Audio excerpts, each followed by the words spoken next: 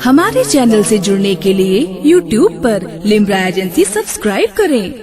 हमारे बुजुर्गों ने फरमाया बाप आंगन में लगे हुए पेड़ की तरह है। जिस दिन ये पेड़ आंगन से गिर गया उस दिन धूप भी परेशान करेगी, गरम गरम लू के थपेड़े भी परेशान करेंगे और इंसान को चैन नहीं मिलेगा।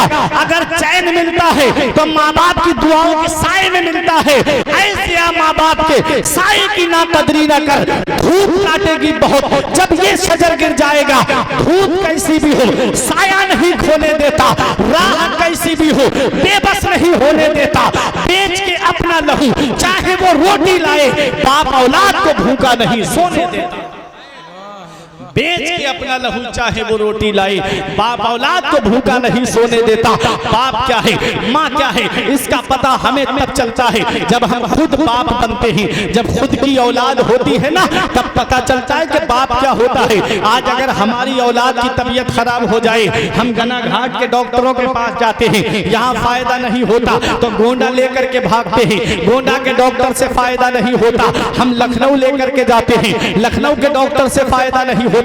हम दिल्ली एम्स वगैरह में लेकर के जाते हैं। क्या कहते हैं डॉक्टर से, डॉक्टर साहब जमीन बिके तो बिक जाए, मकान बिके तो बिक जाए, प्रॉपर्टी बिके तो बिक जाए, सरमाया बिके तो बिक जाए, मेरा एक ही बेटा है, यही मेरे बुढ़ापे का सहारा है, यही मेरे बुढ़ापे की लाठी है, मेरे बेटे को कुछ नहीं होना चाहिए, जितनी दौलत लगेगी मैं लगाऊंगा लेकिन मेरे बेटे को कुछ नहीं होना चाहिए। अरे नादान जरा सोच तो सही, आज जब हमारी औलाद बीमार पड़ी हमने डॉक्टरों के घरों के चक्कर काटे। आज जब हमारी औलाद बीमार हो गई हमने डॉक्टरों के घरों के चक्कर काटे। कभी सोचा है जब बचपन में हम बीमार पड़े थे, जब बचपन में हमारी तबीयत खराब हुई थी, यही हमारा बूढ़ा बाप है जिसकी आज खांसी हमको अच्छी नहीं लगती, जिसका आज बोलना हमको अच्छा नहीं लगता, इसके पैरों में चप्पल नहीं होती लेकिन डॉक्टर के यहाँ लेकर हमको गया। यही हमारी बूढ़ी माँ है आज जिसका बोलना हमको अच्छा नहीं लग रहा है।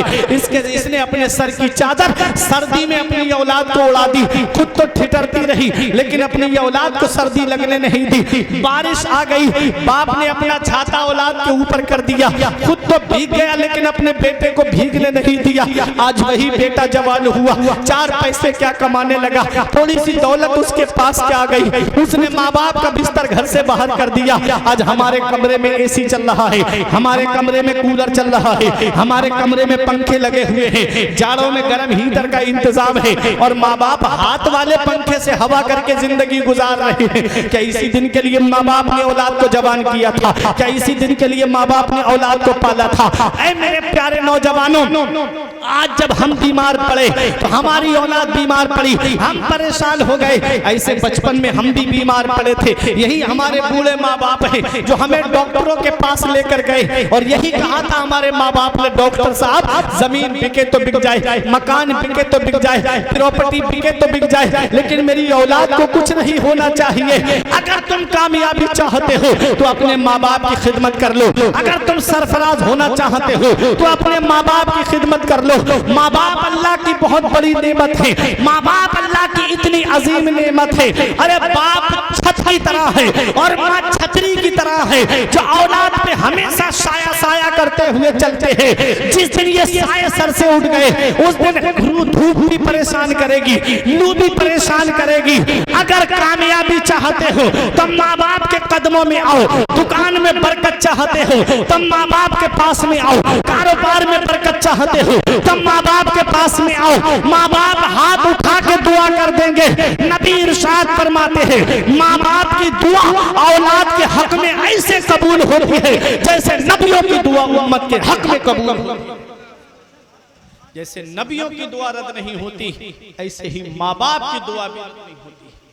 इसलिए माँ बाप जिंदा हैं तो कदर कर लो, माँ बाप हयात हैं तो उनकी खिदमत कर लो।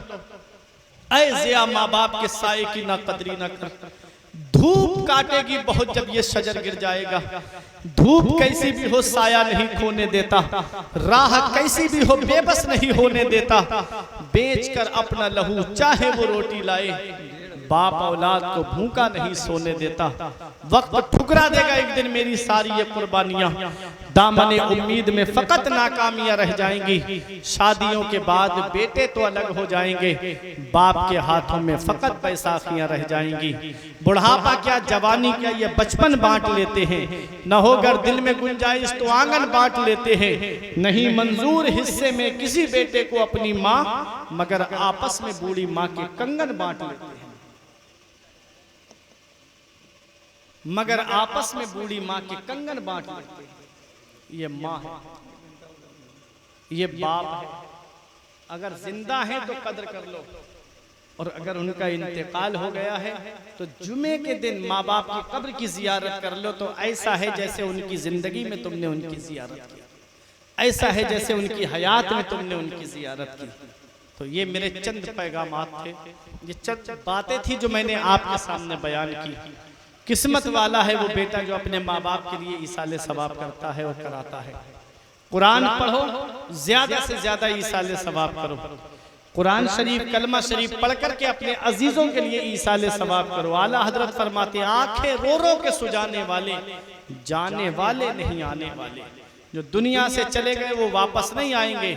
अब हमको क्या करना है, हमको ज्यादा से ज्यादा उनके लिए ईसाले सवाब करना है और अपनी तैयारी मुकम्मल रखना है। नमाजें पढ़ के दुनिया से जाओ, रोजे रख के दुनिया से जाओ, नेक अमल करके दुनिया से जाओ, अच्छे काम करके दुनिया से जाओ।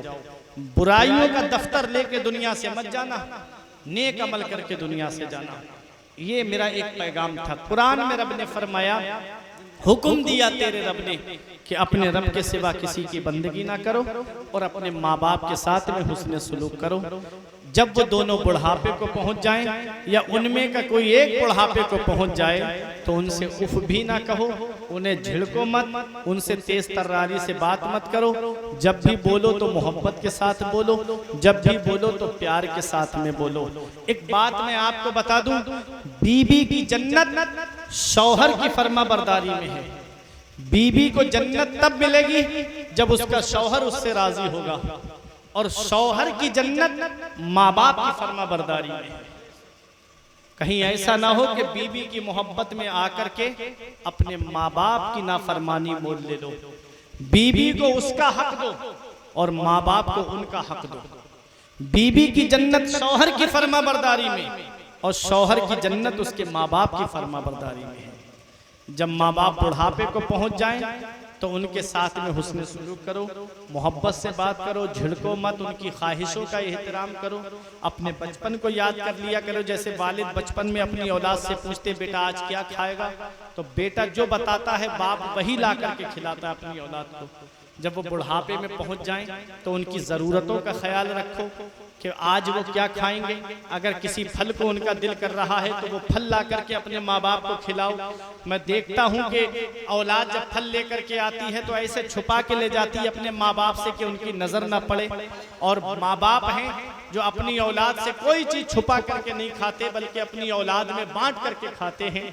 मैंने ये भी देखा है माँ बाप की मोहब्बतों का, ये भी मैंने अंदाजा लगाया है कि माँ अपने पेट को कोई चीज नहीं खाती बल्कि अपनी औलाद के लिए वो उठा करके रख देती है। अगर कोई बेटा बाहर चला गया है तो मेरा फला बेटा नहीं आया है, वो आ जाएगा, ये चीज मैं उसको खिलाऊंगी। तो अपने माँ बाप की ज़रूरतों का ख्याल रखो। जब वो जिंदा होते हैं तब तो उनकी ज़रूरतों का ख्याल रखा नहीं जाता, और जब वो दुनिया से चले जाते हैं तब फातिहा में देखो कोई ऐसा फल होगा जो नज़र से उसकी बच गया तो लेकर के ना आया हो, वरना ऐसा कोई फल नहीं है जो ला करके फातिहा में नहीं रखेगा। मैं ईसाले सवाब का मुनकिर नहीं हूँ, आदमी ईसाले सवाब कराएगा पहुँचेगा, लेकिन क्या अच्छा होता कि जब बाप जिंदा था तब सेब लेकर आता और एक कतरा काट के अपने हाथों से अपने वालिद के मुंह में रख देता, एक केला ला करके अपने वालिद के मुंह में अपने वालिद को खिला देता, अनार ला करके अपने वालिद को खिला देता।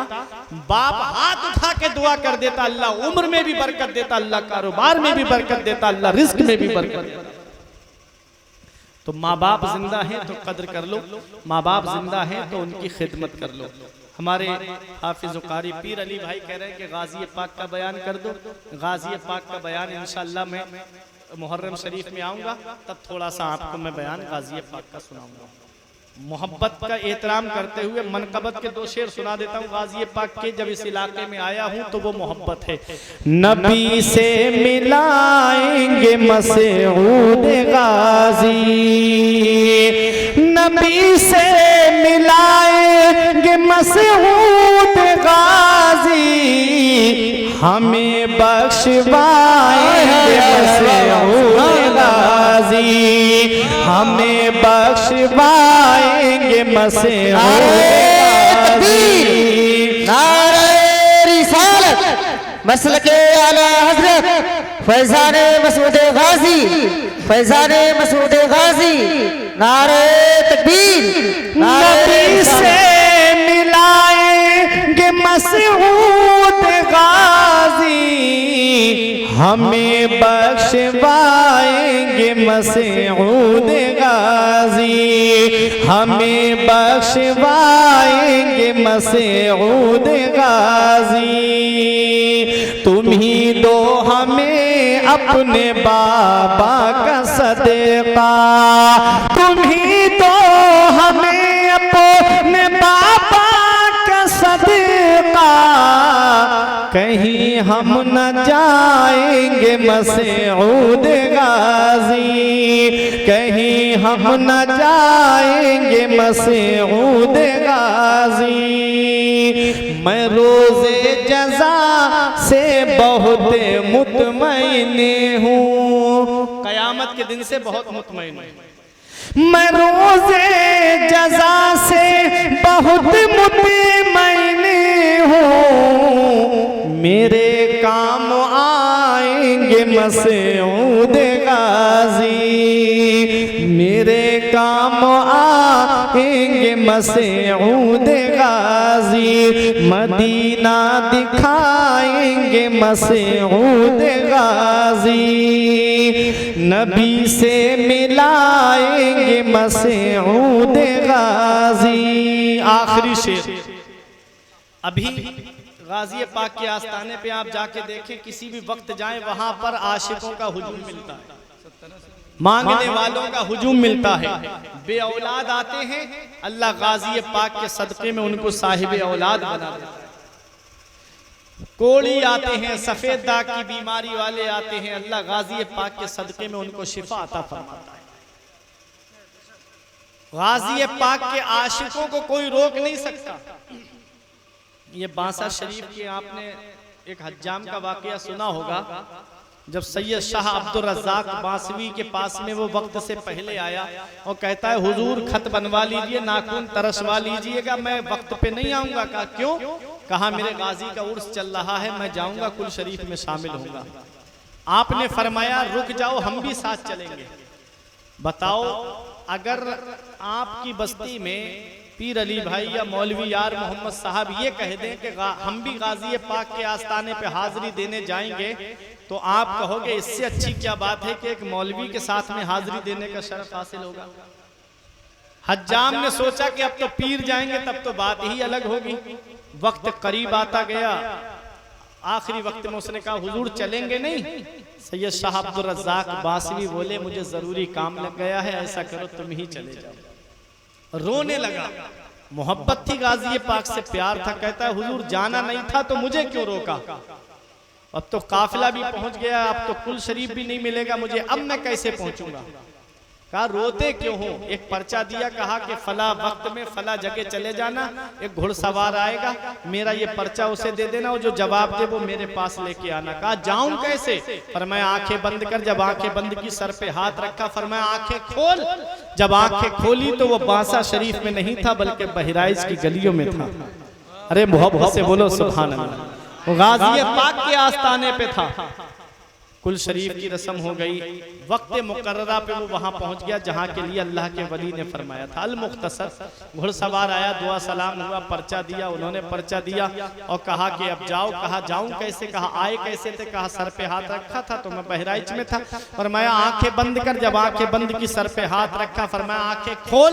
जब उसने आंखें खोली तो बहराइच नहीं बल्कि बांसा शरीफ में सैयद शाह अब्दुल रज़्ज़ाक बांसवी के सामने खड़ा है। मुस्कुरा रहे हैं, अल्लाह के वली आ गए। कहा जी हुजूर आ गया। कहा गाजी पाक से मिले? रोने लगा, हमारी ऐसी किस्मत कहाँ कि हम गाजी पाक से मुलाकात कर लें, उनका दीदार हो जाए। तो कहा पर्चा लाए, कहा हाँ पर्चा लाए। तो जब देखा तो मुस्कुराने लगे अल्लाह के वली। कहा हुजूर मामला क्या है पर्चे का बताइए। तो कहा कि जिसको तूने पर्चा दिया था, जिसने तुझे पर्चा दिया था, अरे नादान वही तो सैयद सालार मसूद गाजी थे। सर पकड़ के बैठ गया, अरे पहले पता होता तो दामन से लिपट जाता, पहले पता होता तो चेहरे का दीदार कर लेता। कहा हुजूर पर्चे में क्या लिखा था। कहा पर्चे में मैंने ये लिखा था, क्यों हर साल हजारों लोगों को परेशान करते हो, जिसे देखो बहराइच खिंचा चला आ रहा है, जिसे देखो बहराइच चला आ रहा है। तो कहा जवाब क्या मिला। कहा जवाब ये मिला है, तुम अपने मोहल्ले के एक हज्जाम को नहीं रोक पाए, मैं हजारों बंदगाने खुदा को कैसे रोक सकता हूँ, मैं हजारों आशिकों को कैसे रोक सकता हूँ। तो ये आशिकों की बात है। शायर कहता है कोई भी हमें रोक सकता नहीं है, कोई भी हमें रोक सकता नहीं है, कोई भी हमें रोक सकता नहीं है। हमें जब बुलाएंगे मसऊद गाजी, हमें जब बुलाएंगे मसऊद गाजी, नबी से मिलाएंगे मसऊद गाजी, हमें बख्शवाएंगे मसऊद गाजी, मदीना दिखाएंगे मसऊद गाजी। परवरदिगार आलम की बारगाह में दुआ है, मेरे कुछ अर्ज करने में सबकत लिसानी की वजह से या बतकाज़ा बशरियत कोई गलती हुई हो तो मौला मुझे माफ़ फरमाए। अस्तगफिरुल्लाह रब्बी मिन कुल्ले ज़ंबि व अतूबु इलैह। कलमा तय्यब पढ़े मेरे साथ मिलकर के ला इलाहा इल्लल्लाह मुहम्मदुर रसूलुल्लाह सल्लल्लाहु ताला अलैहि वसल्लम। ये जिंदगी सवारिए दिलशाद कीजिए, लम्हात जिंदगी के ना बर्बाद कीजिए। जब मकसद हयात इबादत खुदा की है, पढ़िए नमाज, मस्जिदें आबाद कीजिए। सभी के सामने एक दिन जरूर आता है, ये हुस्न फानी है लेकिन गुरूर आता है। किसी क्रीम से पाउडर से कुछ नहीं होता, नमाज पढ़ने से चेहरे पे नूर आता है। रही कली तो फूल खिलेंगे, जिंदगी बाकी रही तो गना घाट वालों 4 मुहर्रम को फिर मिलेंगे। अस्सलाम वालेकुम।